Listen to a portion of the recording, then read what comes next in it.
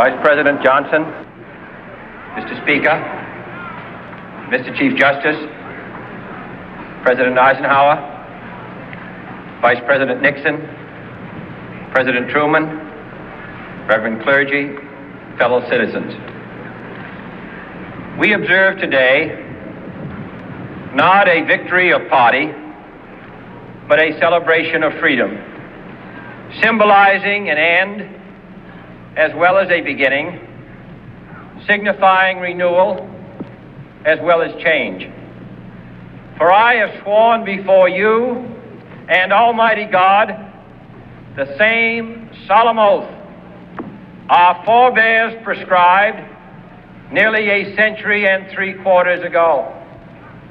The world is very different now, for man holds in his mortal hands the power to abolish all forms of human poverty and all forms of human life. And yet the same revolutionary beliefs for which our forebears fought are still at issue around the globe. The belief that the rights of man come not from the generosity of the state, but from the hand of God. We dare not forget today that we are the heirs of that first revolution.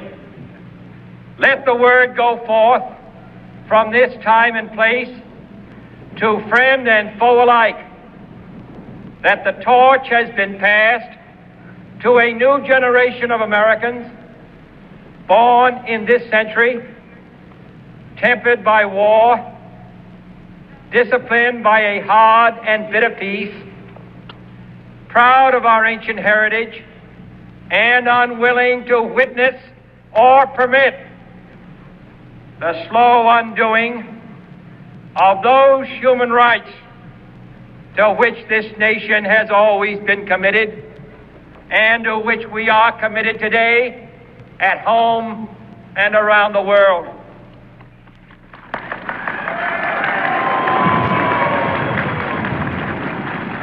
Let every nation know, whether it wishes us well or ill, that we shall pay any price, bear any burden, meet any hardship, support any friend, oppose any foe to assure the survival and the success of liberty.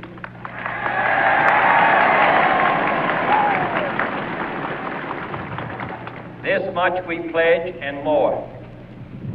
To those old allies whose cultural and spiritual origins we share, we pledge the loyalty of faithful friends. United, there is little we cannot do in a host of cooperative ventures.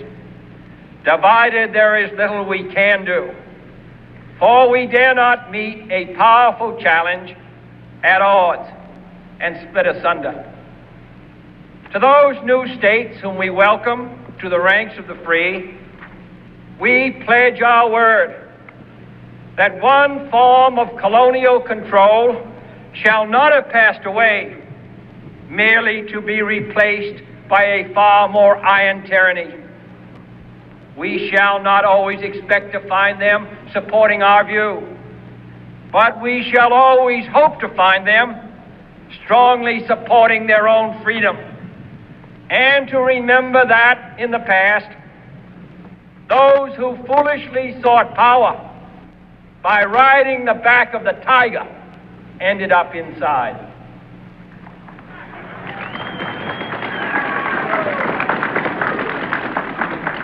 To those people in the huts and villages of half the globe struggling to break the bonds of mass misery, we pledge our best efforts to help them help themselves for whatever period is required, not because the communists may be doing it, not because we seek their votes, but because it is right.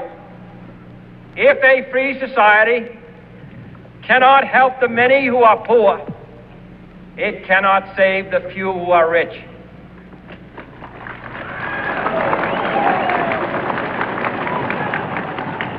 To our sister republics south of our border, we offer a special pledge to convert our good words into good deeds, in a new alliance for progress, to assist free men and free governments in casting off the chains of poverty. But this peaceful revolution of hope cannot become the prey of hostile powers. Let all our neighbors know that we shall join with them to oppose aggression or subversion anywhere in the Americas. And let every other power know that this hemisphere intends to remain the master of its own house.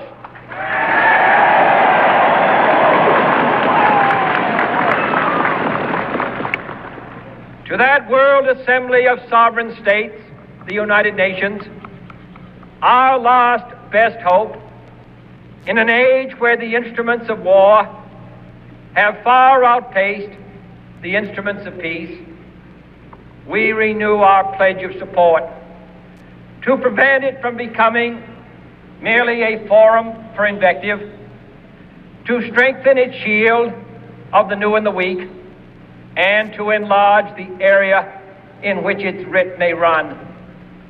Finally, to those nations who would make themselves our adversary, we offer not a pledge, but a request that both sides begin anew the quest for peace.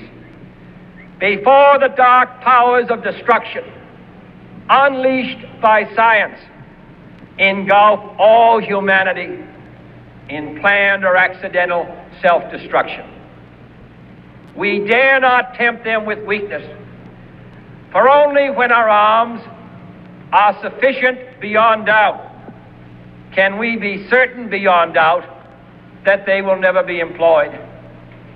But neither can two great and powerful groups of nations take comfort from our present course, both sides overburdened by the cost of modern weapons, both rightly alarmed by the steady spread of the deadly atom, yet both racing to alter that uncertain balance of terror that stays the hand of mankind's final war. So let us begin anew, remembering on both sides that civility is not a sign of weakness, and sincerity is always subject to proof. Let us never negotiate out of fear, but let us never fear to negotiate.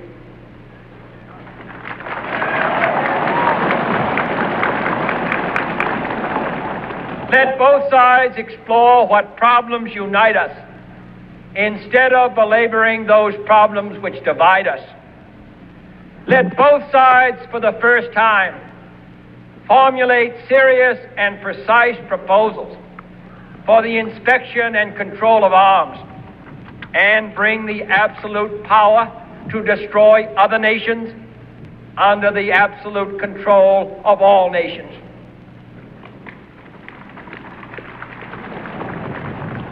Let both sides seek to invoke the wonders of science instead of its terrors.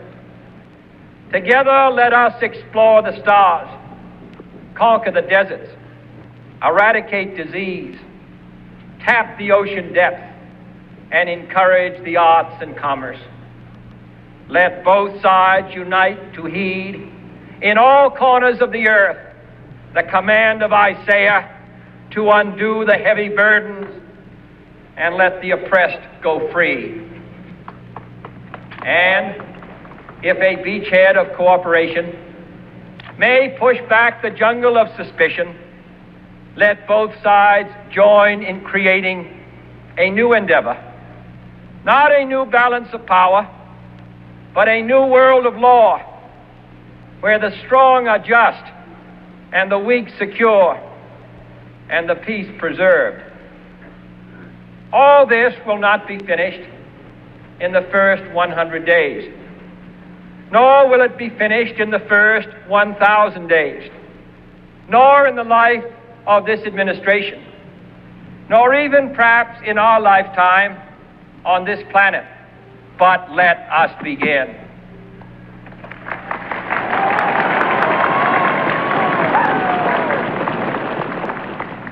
In your hands, my fellow citizens, more than mine, will rest the final success or failure of our course. Since this country was founded, each generation of Americans has been summoned to give testimony to its national loyalty. The graves of young Americans who answered the call to service surround the globe. Now the trumpet summons us again, not as a call to bear arms, though arms we need, not as a call to battle, though in battle we are, but a call to bear the burden of a long twilight struggle, year in and year out, rejoicing in hope, patient in tribulation, a struggle against the common enemies of man, tyranny, poverty, disease, and war itself. Can we forge against these enemies a grand and global alliance, north and south, east and west, that can assure a more fruitful life for all mankind? Will you join in that historic effort?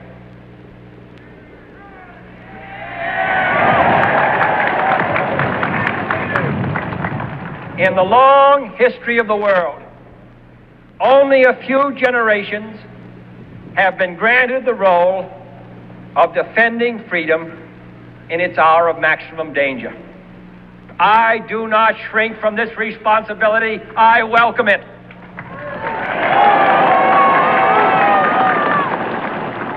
I do not believe that any of us would exchange places with any other people or any other generation. The energy, the faith, the devotion which we bring to this endeavor will light our country and all who serve it. And the glow from that fire can truly light the world. And so, my fellow Americans, ask not what your country can do for you. Ask what you can do for your country.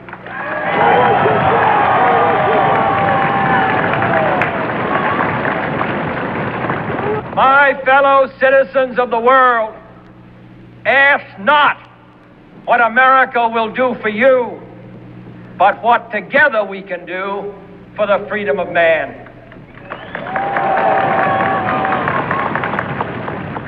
Finally, whether you are citizens of America or citizens of the world, ask of us here the same high standards of strength and sacrifice which we ask of you.